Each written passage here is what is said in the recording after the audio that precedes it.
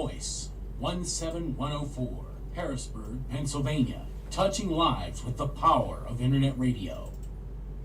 Welcome to Did You Know? Podcast, your host, Richard Utley, dedicated to the African American viewers. The program is aimed to celebrate African American culture and deal with the real and relevant topics that impact the everyday lives of the African American community through frank and insightful dialogue with local and national influencers. Every day, there is another horrible, discouraging news story, directly or indirectly, impacting African Americans. But we need to look at the shining stars in the galaxy of Black America. It is time to tell our story.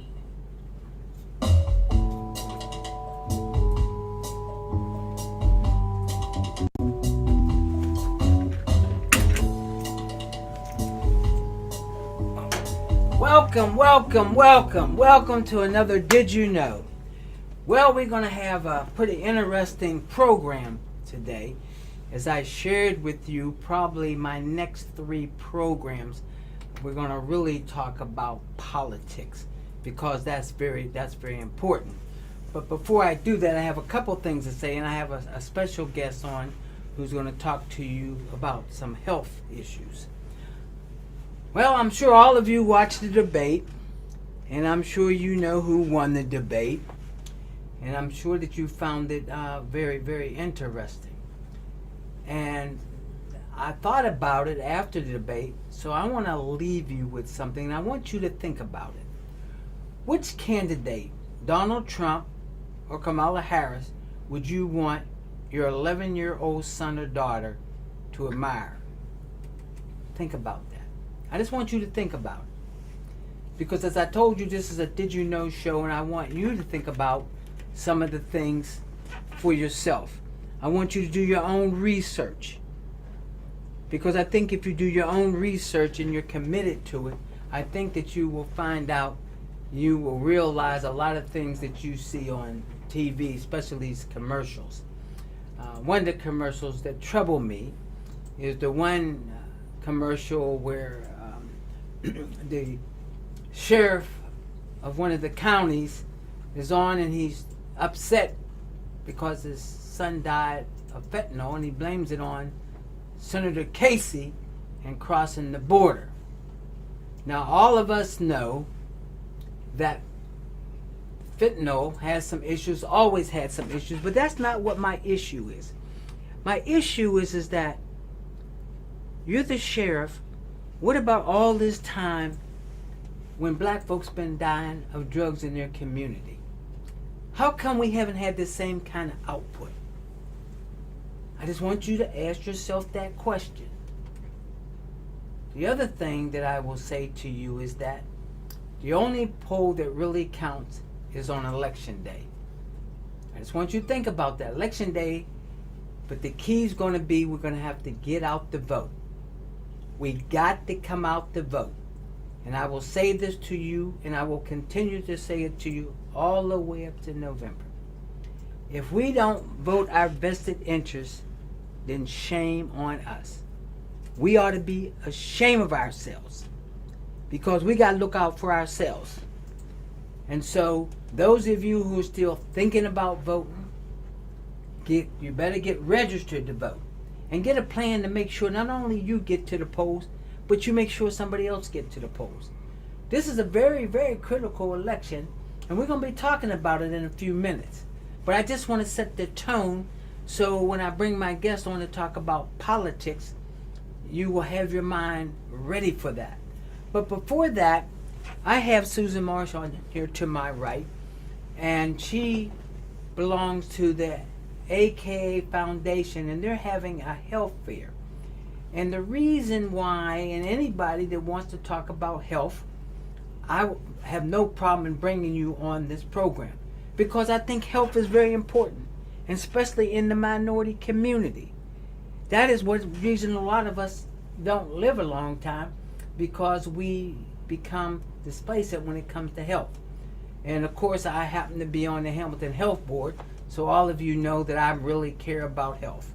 So I'm going to let her talk about the fair And then after she talk about the fair, then we gonna rock and roll with politics. Susan?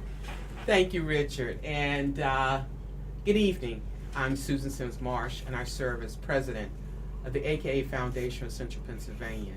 And the foundation, along with Alpha Kappa Alpha Sororities Incorporated, Epsilon Sigma Omega chapter, which is the graduate chapter located here in the city of Harrisburg, will be hosting the 4th annual It's About You Community Health and Wellness Expo on Saturday, October 12th, from 9 to 2 p.m.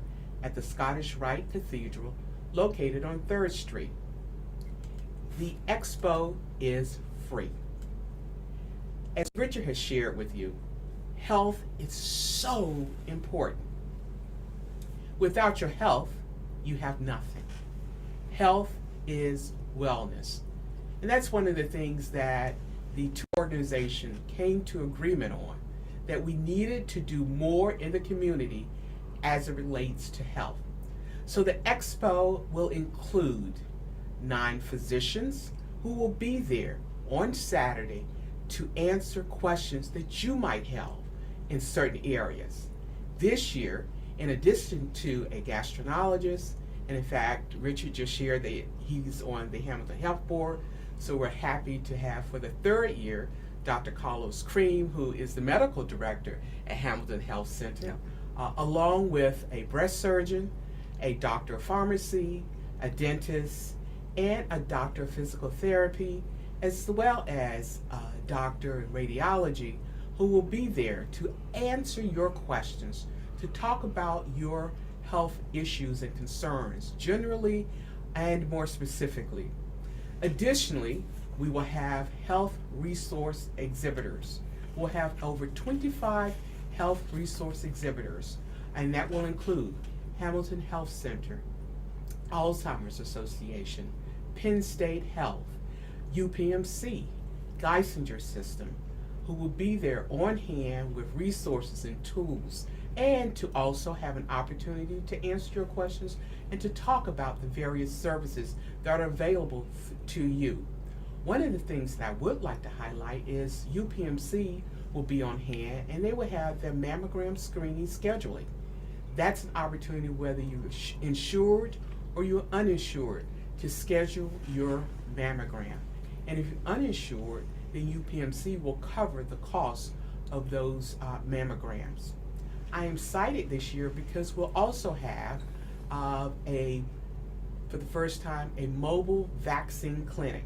Yes, and the vaccines will be free, and they include flu, COVID, RSV, pneumonia, and tetanus, right there under one roof. You can get your vaccinations. UPMC will have their women's health bus, as well as Aetna and Latino Connection will have Cora, which is a multi-health bus on hand for you to take advantage of. We'll have fitness. We'll have Zumba, Afro Cardio, we'll have yoga, and we'll also have a doctor of physical therapy who will be there to provide you demonstrations on things that you can do to avoid or minimize injuries. You know, some of us are becoming more senior, and certainly there are things that we need to be aware of to make sure that we can continue to live a long and healthy life. Additionally, the expo will have things that are for children. We'll have a children fitness this year. We'll have free children's books. We'll also have someone to do the storytelling, as well as financial literacy. There's a toolkit that parents and the children can take home, and they can learn more about finances. And we'll have on hand, which we all can benefit from, about energy and water conservation. We'll have water and energy conservation kits. We'll share with you about the various customer assistance programs that the utilities in this area offer to assist you with bill payment. We'll also have information with regard to, we'll also have information with regard to access to health care. It is so important. And when we think about Dauphin County, and specifically Harrisburg, which is our target community, we have a population of a little less than 50,000. here in Harrisburg. And of that population, about 28% are at the poverty level. And so access to health care means the world to everyone. And so we'll have information about how you can access health care. So again, we look forward to you coming out on Saturday, October 12th from 9 to 2 at the Scottish Rite Cathedral. We'll have a great time it's open to everyone, women, men, and your children. So come on out, mark your calendar, and be there. Well, I think that's very important. The reason that I have you on this show is because too often I run into people to say, I didn't know this was happening. I didn't know that was happening. And now you have an opportunity. You can mark it on your date now, so we're telling you ahead of time. So there's no excuse for you not to look out for your health. Because, especially black men, you all know you have issues. And you don't get checked. You're scared to go to the doctor. And then when you get there, they say, oh, if you would have came 2 days earlier, you might have been around a little bit longer. So hopefully you will take this opportunity to come out. There's no excuse. I'm giving you got weeks to plan it now. Because it's your health. And if you don't look out for your health, then shame on you. And she named all these different services they're having. And not only the different services they're having, there's something that I thought about. Is that when you go and you bring your young people with you and you bring your kids, some of them will see people that one day they could be those doctors. Because I'm a big believer of exposure. And if we expose our young people to these professions, they will want to be in those professions. But at the same time, that if we start to talk about health at an early age, then that will help us. Because too often, a lot of us are gone only because we waited too late. And so, hopefully, you didn't wait too late. And if something's there, maybe they can catch it just in time. Or if it's there, they can help you beyond the means of curing it. So I want to thank you again for coming on. Thank you again. And you got that date, so there's no excuse. We always got excuses. Excuses. Just like we got excuses, you have no excuses for health. And you better not have no excuses to get out and vote. Because both of those are very important to who we are and where we're going. Where we're going health-wise and where we're going in terms of this country. You may not think it, but I'm telling you. And if you don't believe me about health and politics, then you do your own research. So thank you again for coming out. Thank you, Richard. You're welcome.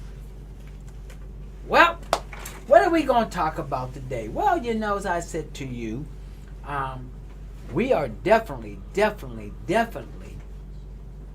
going to talk about politics. And we're going to talk about politics up until the election. Why? Because I think it's so important.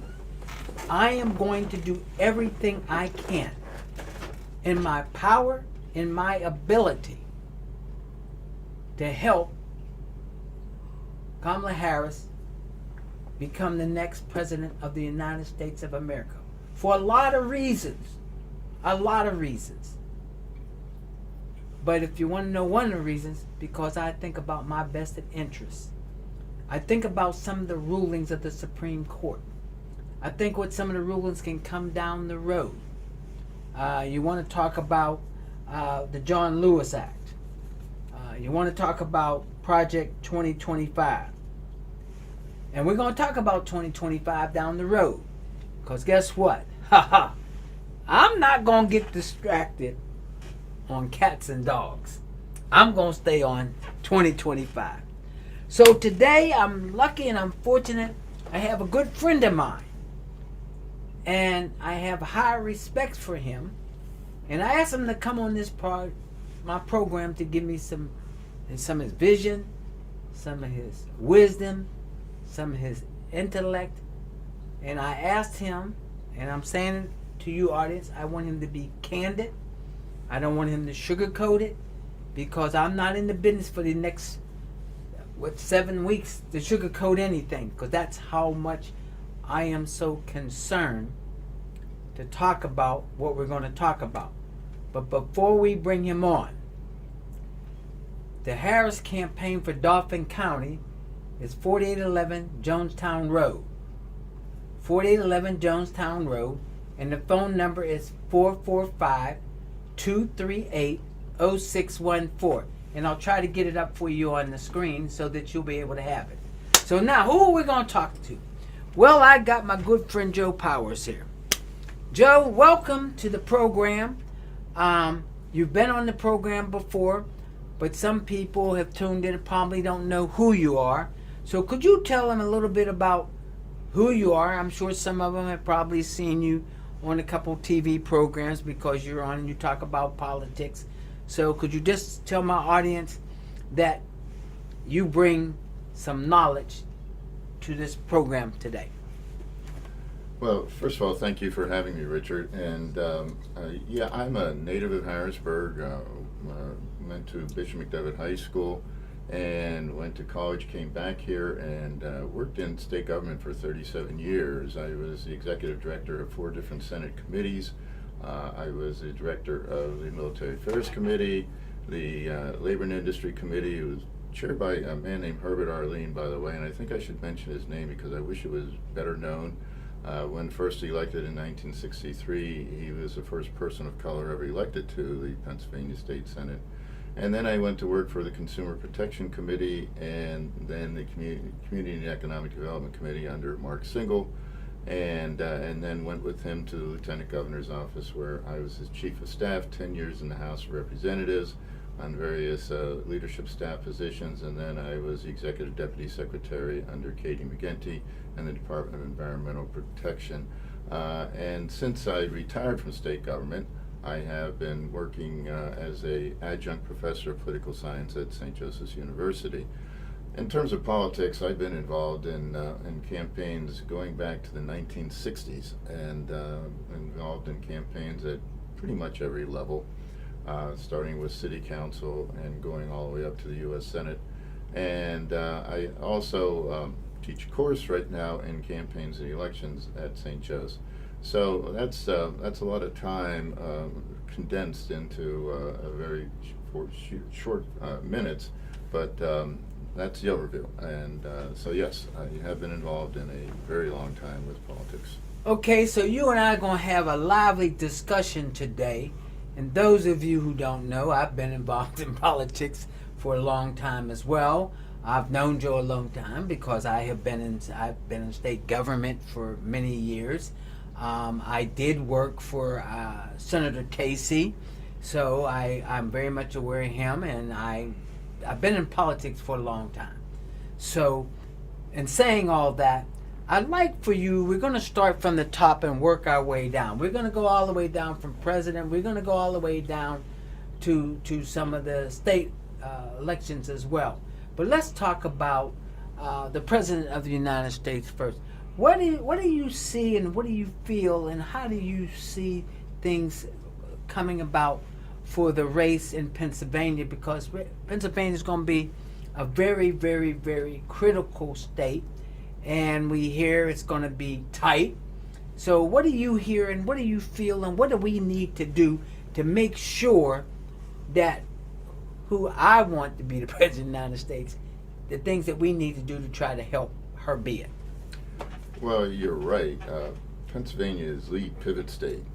In the way we have electoral politics now in the United States, there's only really about 7 states that matter, and right there at the top of the list is the state of Pennsylvania.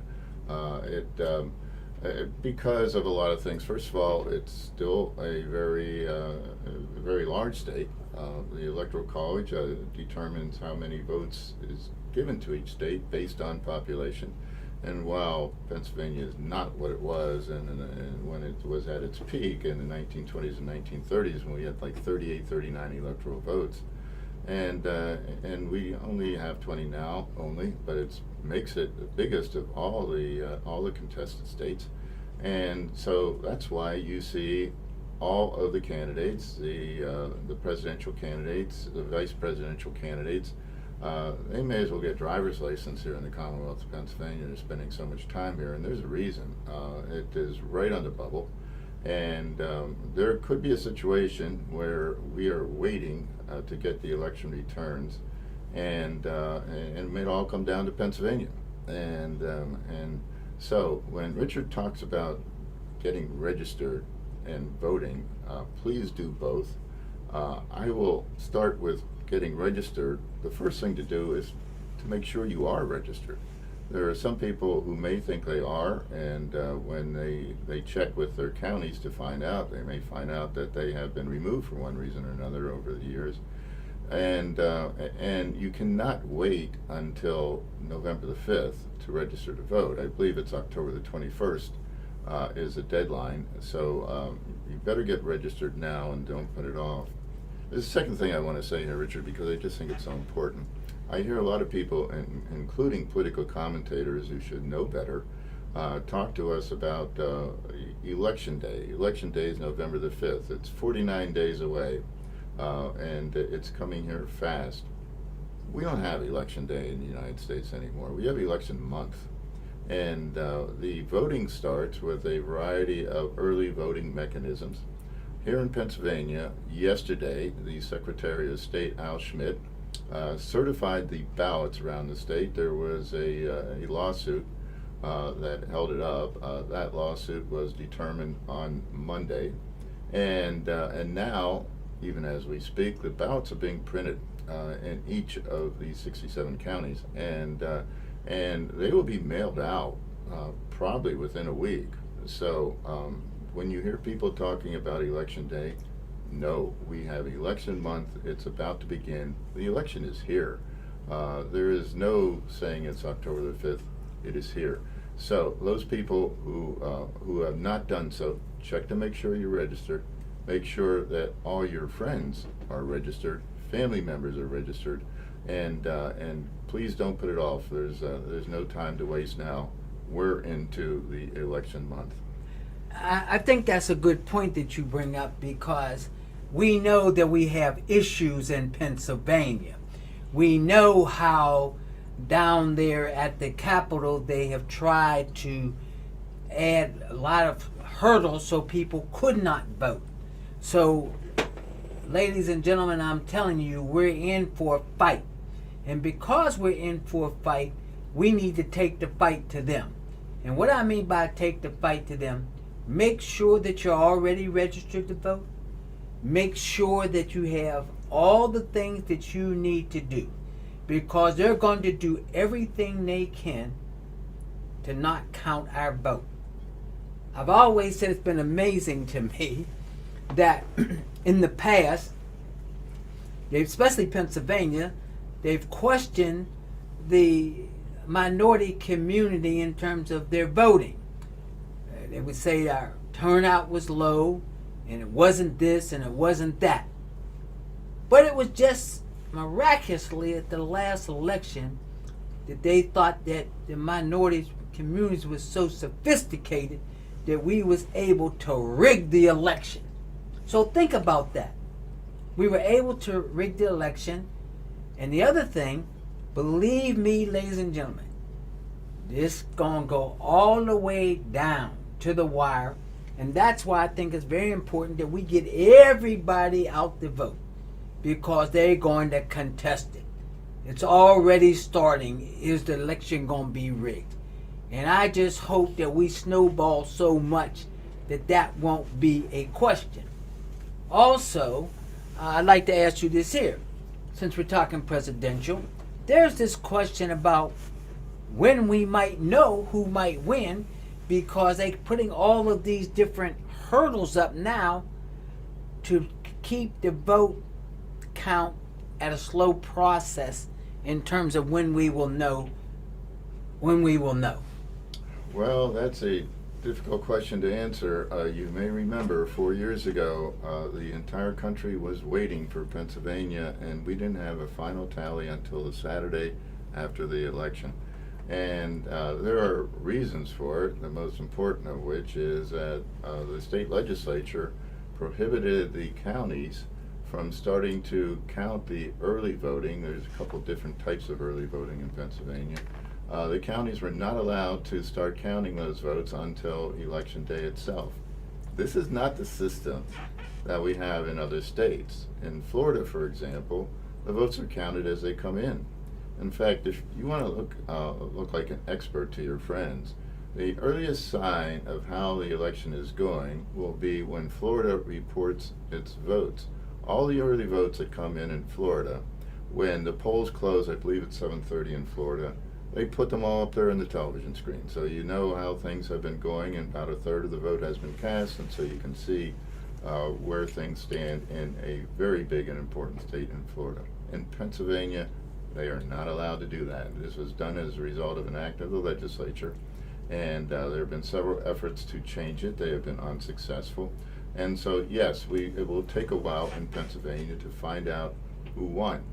I think it's going to be faster this time, though. Some of the counties have invested a lot of resources in trying to get this done in a quicker way. Allegheny County, I know, got a major grant, and has devoted most of it to machines that can count these votes as fast as possible. And if you saw the primary race, they had all their votes in from early voting really fast, early in the evening. Some of the smaller counties do not have those resources, so we're going to have to wait.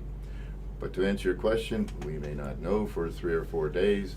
I'm hoping that's not the case this time, particularly because there will be the entire country watching, and there will be attempts to say that if those votes are not in, it's because there are some shenanigans going on, and then those who are pushing that theme will then go to court and try to stop the vote. And again, 4 years ago, there were, I don't even know how many, about 20 lawsuits filed just here in the state of Pennsylvania. And so the earlier it gets done, the better, but I'm not sure it will be done until maybe 4 or 5 days after the election. Everybody knows I'm a Democrat. Everybody knows that I'm a Democrat. Let me ask you this here. How do you see the presidential campaign going in Pennsylvania in terms of our candidate, and what are some of the pitfalls you may see that we need to be aware of? It's very tight, and it has been the entire year. However, after President Biden stepped aside and Kamala Harris took his place, there has been a noticeable uptick in enthusiasm for her candidacy, and you can see it everywhere. You saw it when she had her first rollout, starting here in Pennsylvania at the Temple University in Philadelphia, with her vice presidential designee, and so that part of it has been really moving forward. You can't ignore the enthusiasm level in campaigns. And I know a lot of people say, well, you can have big crowds turn out, it doesn't really matter in terms of the votes. Well, no, the people in those crowds don't vote, many of them, but you can't ignore that enthusiasm. And I think people make a mistake by focusing totally on the polls. I love political polling. I teach it, and I think I have read more political polls in Pennsylvania than maybe any other human being in this state. I see the pitfalls of watching those polls. There are now so many polls, and some I just would not trust. If you want to really see if a poll is valid or not, the first thing to do is to look at the methodology. And if they won't tell you what their methodology is, don't even pay any attention to it. There are polls in this state that I do watch, however. I think the Franklin and Marshall poll, the Muhlenberg poll, the Susquehanna poll, they are all very valid polls done by pollsters in the state, men who have been at it for decades. And those are the ones that I really watch to see what's going on in Pennsylvania. Some of them will be releasing their polls within the next week or so. Pay attention to those. That will give you a real view. In some of the other polls that have come out over the last couple weeks, there has been a noticeable change just within the week since the debate, and it has been a movement towards Kamala Harris.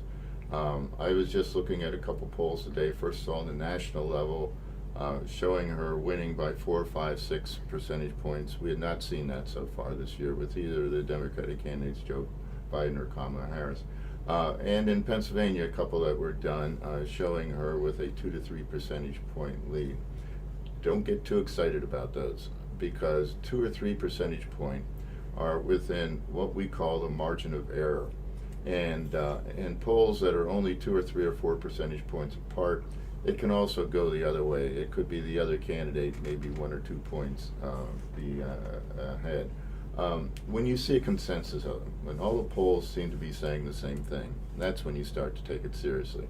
Where I think we are right now, I do think that Kamala Harris is ahead in the popular vote. We don't pick our presidents by popular vote in Pennsylvania. Should we? Yes, but that's another story. And so that's why states become so critical. And I think in Pennsylvania at this stage, she has probably taken a small lead. The other thing that really indicates to me the enthusiasm for the Democratic candidate is voting registration. And for most of this year, it was really Republicans who were getting more registered voters. Over the last month or so, that is simply not true. It is Democrats who are getting more voters registered. And a key giveaway to that is you start with the demographics.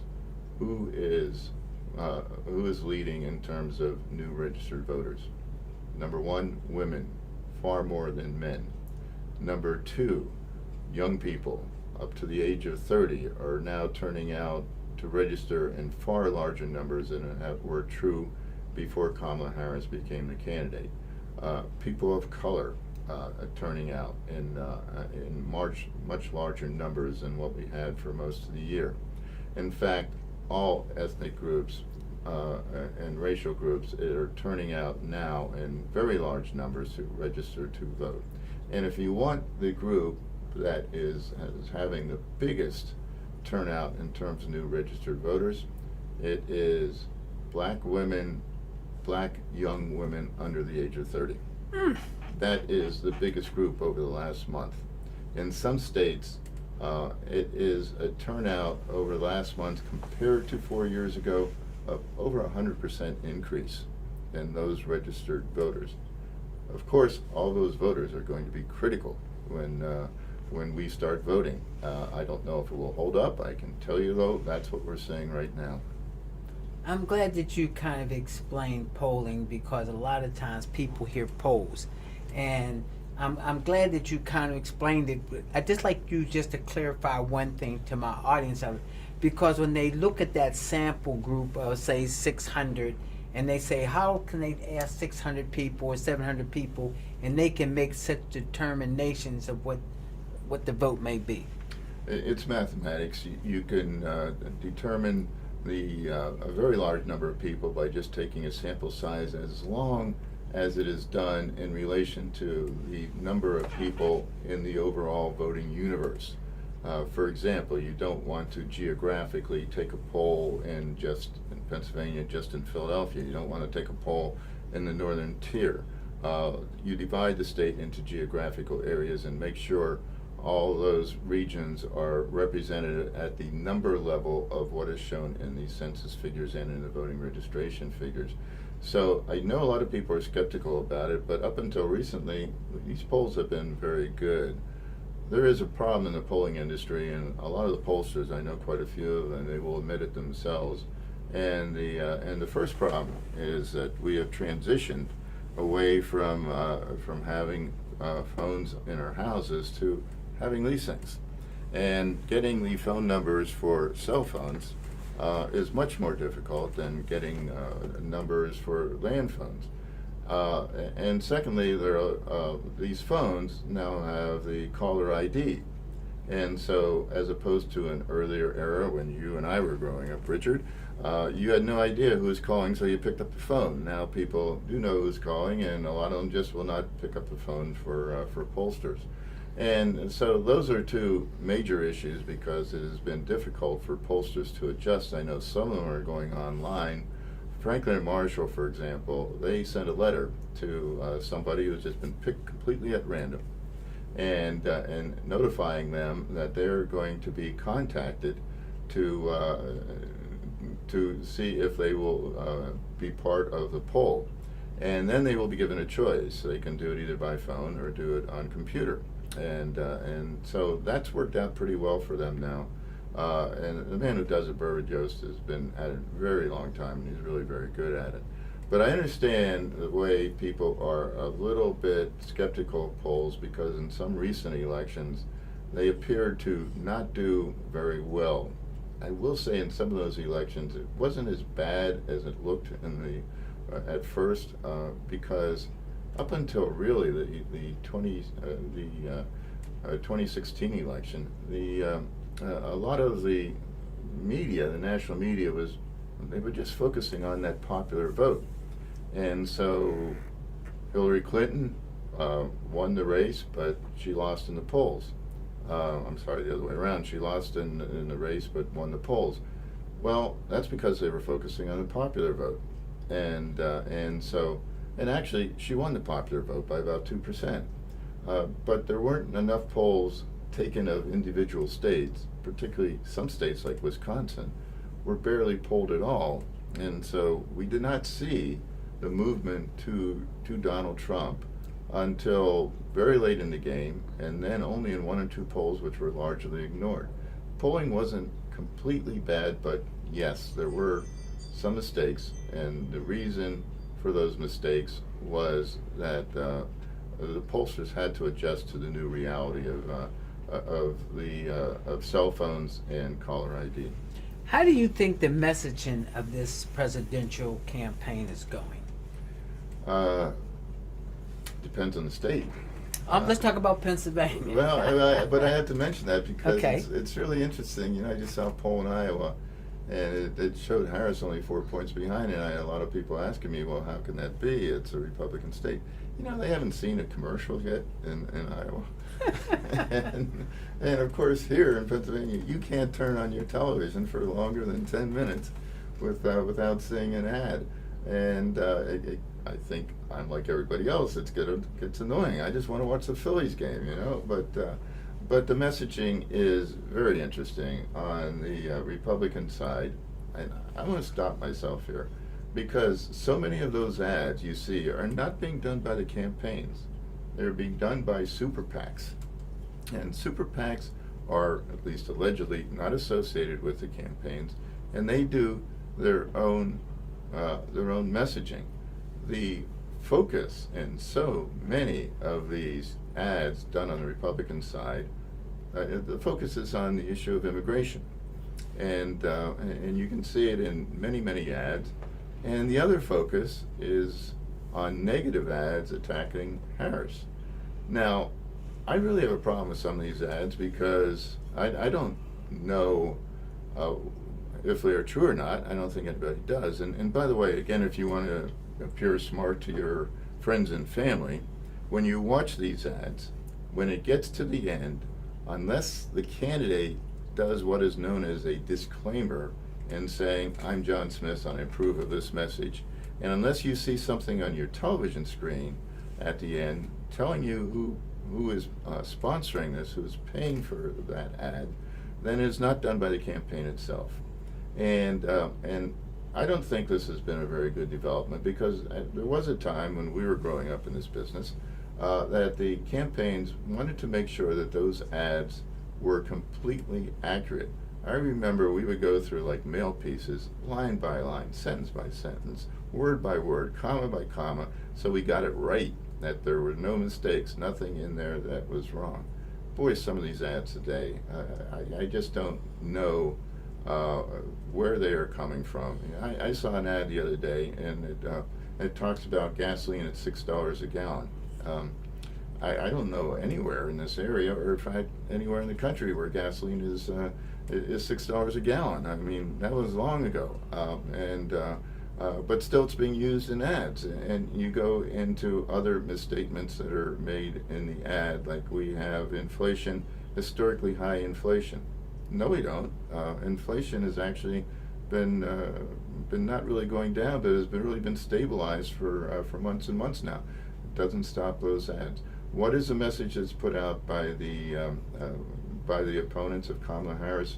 I would say three, starting with the immigration issue. And the message there is that the borders have been opened and people are pouring into this country. Not necessarily true. Number two, talking about the economy and particularly focusing on inflation. And number three is negative ads attacking Kamala Harris because of her record in the Senate, her record as Vice President, her record as Attorney General of Pennsylvania, and her record as Attorney General of California, District Attorney of San Francisco, and Attorney General of California. I am really astonished. I guess I shouldn't be. I haven't seen any reporter anywhere actually looking at some of those claims made about the cases in which she was involved in California. I don't know if they're true or not. My guess is there's a nuance to it. There's things that are not being said.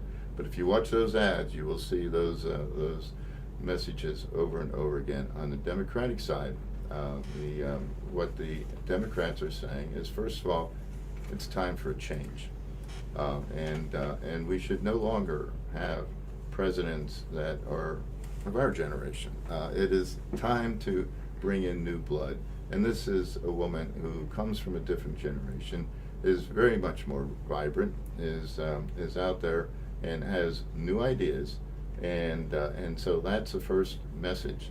When you have a change election, you want to have the candidate talking about change.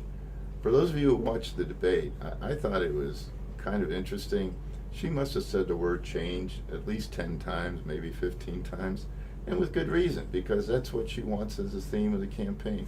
Aren't you tired of this? Aren't you tired of everything that's been happening over the last decade or so? It's time to move on. So she's talking about change, and she's talking about change in a variety of ways. First of all, she is warning about Project 2025 and some of the things that are contained in the Project 2025 book. Get a summary of it, somebody. I don't expect anybody to read the entire book. I know I haven't. But just for example, let's talk about healthcare, because your first guest, that was what she was talking about very articulately.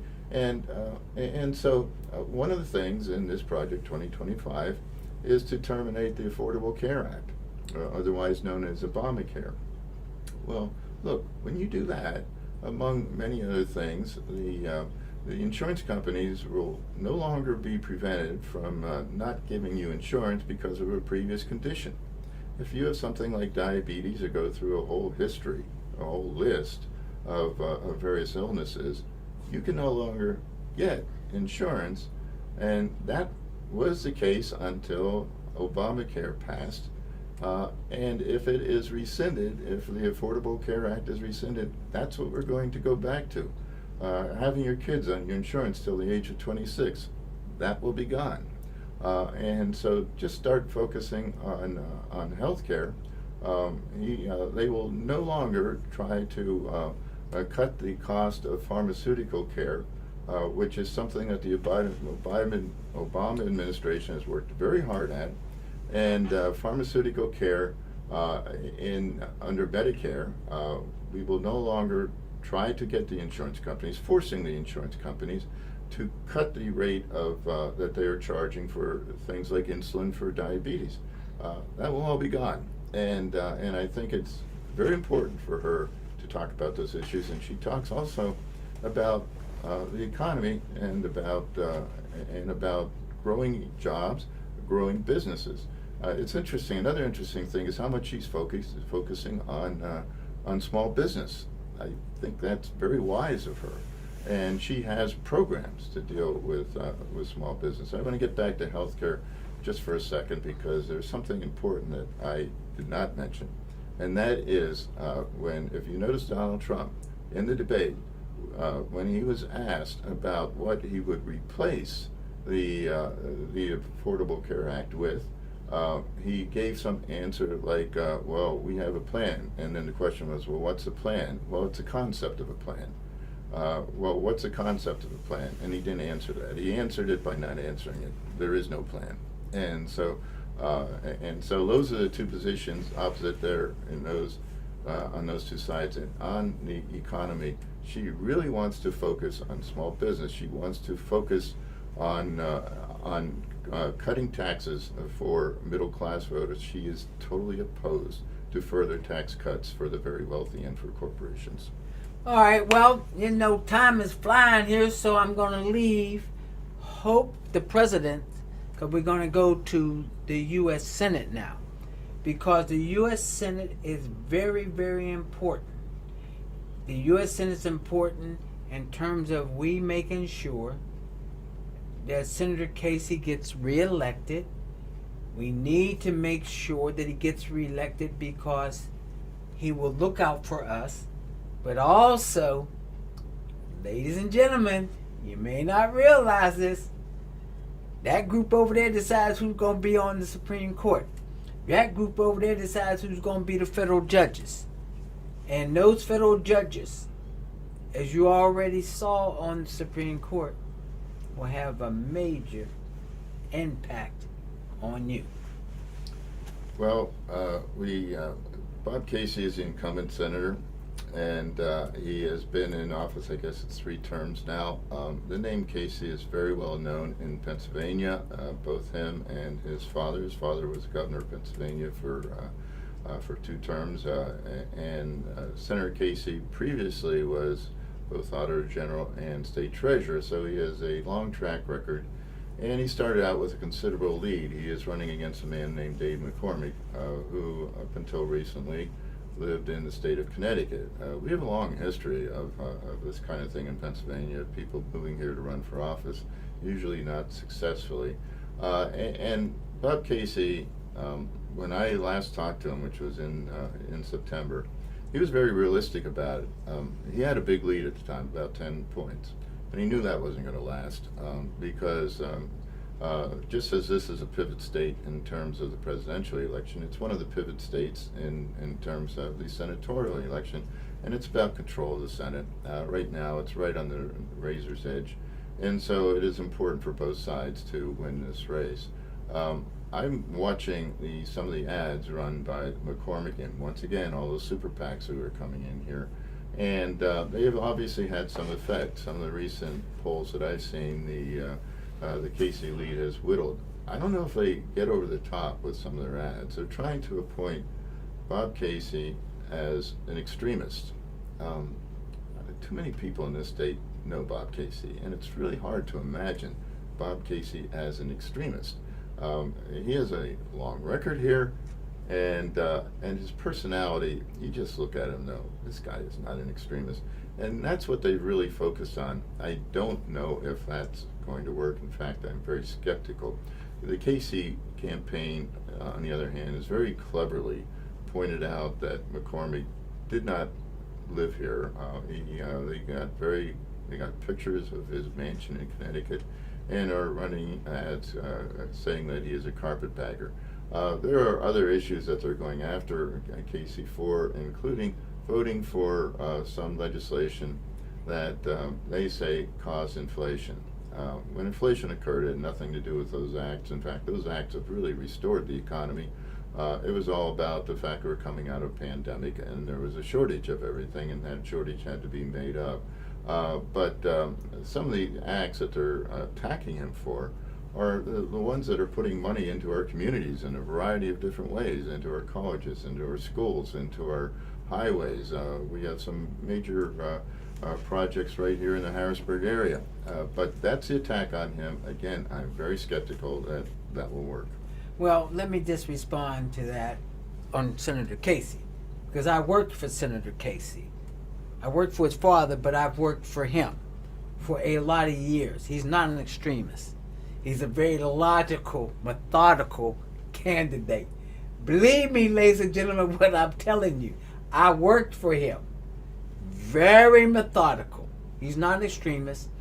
Also, I had a conversation with him probably around September. He knows he knows he's in for a fight. He knows that. So he's not taking anything for granted. But guess what? We're not going to take anything for granted either. Because we're going to go out there and do what we need to do. And that is, and we're going to keep going down, that is, we're going to go and make sure that we take care of the President of the United States business. Then we're going to take care of the U.S. Senate business. Now, even though many of you who listen to my program or watch my program, all of you are not in Harrisburg. Some of you are many other places. But we now need to talk about our congressional seat in Dauphin County and Cumberland County, because it's very important. And those of you, no matter where you are very, very, very familiar with one congressman that we need to send home.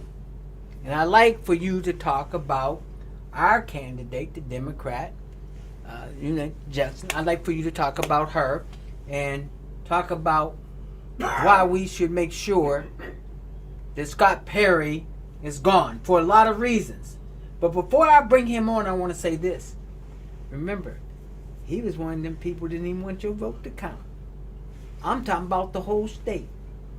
He was one of them January 6 people. He's one of those people that vote no for everything. Everything. Military this. Police this. No, no, no, no. So I hope you remember that. And before I bring him on, don't forget what I said. You better look out for your vested interests. The Democratic candidate is a woman named Janelle Stelson, which is a name that will be very familiar for people in this media market. She has worked on local television stations going back 30, 40 years. I don't even know how long it has been. Most recently, for the last 20 years or so, with NBC, WGAL in Lancaster. And she's been doing this, like I say, for a long time. Chose to leave to run for Congress, and has been focusing on a number of issues, starting the one that Richard just mentioned. When the attack on the Capitol occurred 4 years ago, he was right in the middle of it, and he actually joined in efforts to overturn the votes here in Pennsylvania. It's still staggering to me that we had a couple of congressmen from our own state trying to overturn the votes of people from this state. He has been allied with some very extremist groups over the years, and so he is running again. He cannot be dismissed because he is a formidable candidate. I've been involved in races against him, and I will tell you that he is very good at this. Janelle Stelson represents something new. She didn't have to build her name ID; she already had it, and she's also been focusing not only the events of January the 5th, but also on the women's health care issues, and particularly the women's right to choose how to handle with their abortion and other reproduction efforts. And some of those, I think that message is getting through. Her first ad, I thought, was very good. I think her second ad was very good. It's very noticeable. I haven't seen a lot of Scott Perry ads, and I'm not sure why that is. I know he's had to spend a lot of money on legal fees, and maybe that has something to do with it, just speculating here. But you would think an incumbent congressman of his duration would be saturating the ads, the airways more than he has. I will point out one thing, and we may be pressed for time, but I think it's important. Go ahead. Sure. We are not talking here just about this district, the 10th Congressional District. We are not even just talking here about the who controls the House of Representatives. Although that is critical. You have seen some of the things that were done under the Republicans in this term, things to delay or even stop other efforts. And one I think I haven't mentioned, should be mentioned, and that is gun violence.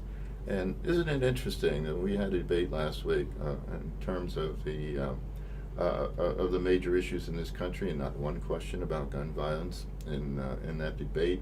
And every effort over the last 2 years to try to deal with the gun issue has been thwarted in the House of Representatives because of Republican control. There is, however, one other point that needs to be remembered. If we have a fight over who won the election, and trust me, that will happen if it's close, the decision goes into the House of Representatives. Not all the representatives that had just been elected. Each state gets one vote. California gets one vote. Wyoming gets one vote, even though the difference in population is about 35 million. In Pennsylvania, this is determined, by the way, by the total number of House members. Right now, it is 9 to 8 Republican. By winning the 10th congressional district, that flips, and it becomes, and that one vote goes to Kamala Harris, and that's why the 10th district is so critical.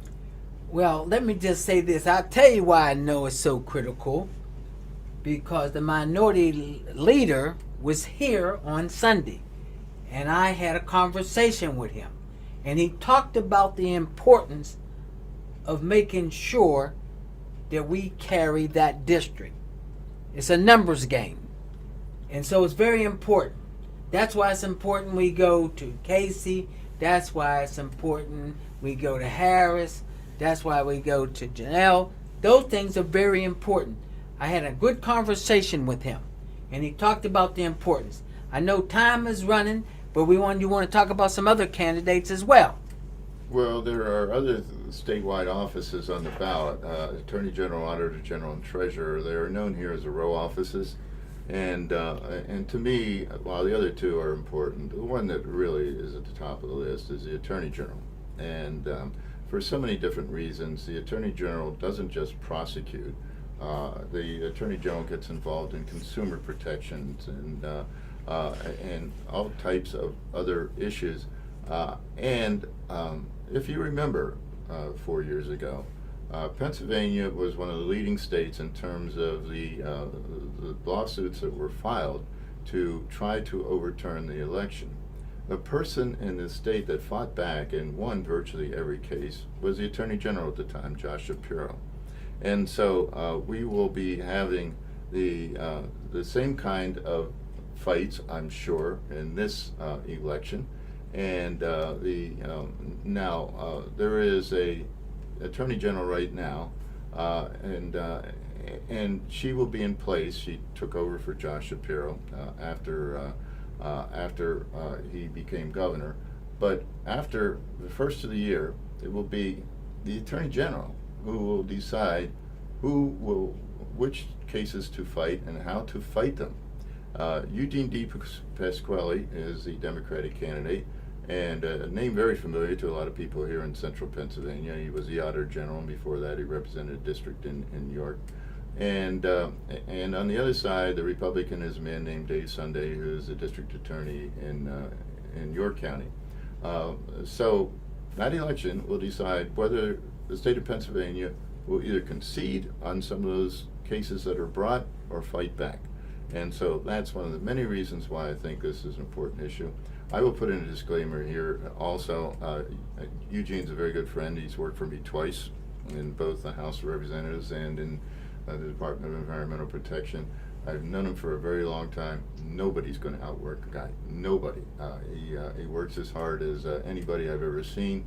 Like I say, he worked for me, and boy, you give him an assignment, boom, it's back on your desk in a matter of hours. So that's my own pitch for a candidate. I guess if you're putting all these disclaimers on, of course, I've known Eugene for a long time.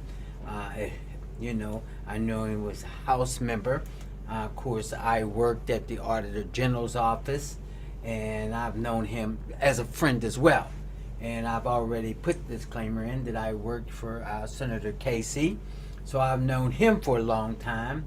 And I guess I got to put them all in. And of course, I've known Janelle for a long time as well, because I've been very active politically. But so I've got to know all the candidates. So I've got to know all the candidates. And I think it's very important that we do our job. And unfortunately, I know the time is just running. And as I said that I was going to, my next 3 shows is going to be about politics. So I'm going to put him back on the spot again and tell him that we want him back on before the election. So I'm asking you, would you consider coming back on, but giving us a different perspective, because I think that it's important that we understand. So those of you, and I'm going to say this before I end, look, I'm a Democrat. Everybody knows that. I work for Democrats. But at this point, it's more than that. It's about my vested interests. Who is going to do for us? And do your research. Do your homework. Just don't listen to me. I could tell you who I'm going to vote for. But that's not important. It's who you're going to vote for. And so I hope today you learned some things. But at the same time, I want you to go out and do your own research. And stop looking at all them ads, because those ads are very confusing. And if you didn't know no better, you might believe them. But we don't need hate in this country. We don't need disruption in this country. And it bothers me and it troubles me when I have people that I know say, oh, I really don't really like Donald Trump as a person, but I like his politics. What politics are we talking about? And so I'm going to leave you with this again. Which candidate, Donald Trump or Kamala Harris, would you want your 11-year-old son or daughter to admire? Thank you, and thank you for tuning in, and hopefully this was very informational, and we ain't done yet. We got a long way to go, and we'll get tired after the election. Thank you.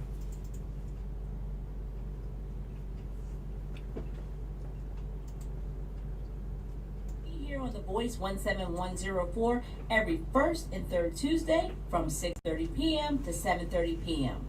Once again, thanks for viewing. Remember to visit us on Facebook at Richard Utley, and we welcome your questions and or comments.